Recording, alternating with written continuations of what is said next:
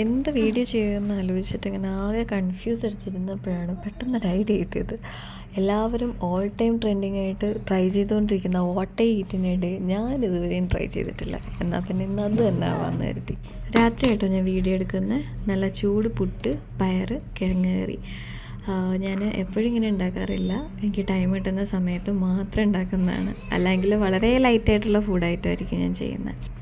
രാവിലെ എണീറ്റപ്പോൾ നല്ല അടിപൊളി എഗ്ഗാണെന്ന് തോന്നിക്കാത്തൊരു കറി ഹസ്ബൻഡ് ഉണ്ടാക്കി വെച്ചിട്ടുണ്ട്. ഭയങ്കര ടേസ്റ്റാട്ടോ.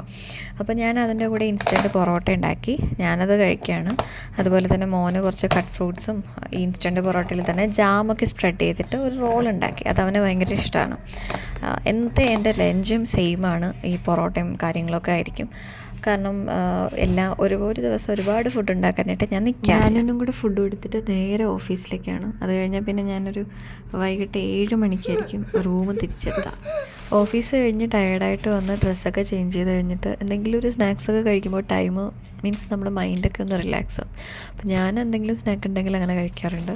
അപ്പോൾ ഇന്നുള്ളത് ഒമാൻ ചിപ്സും അൽറവാബിയുടെ ചോക്ലേറ്റ് മിൽക്കുമാണ്. എൻ്റെ ഫേവറേറ്റ് സാധനമാണ്. അപ്പോൾ ഇന്ന് അതും കഴിച്ച് കുറച്ച് നേരം ഒന്ന് റിലാക്സ് ആയിട്ടിരുന്നു.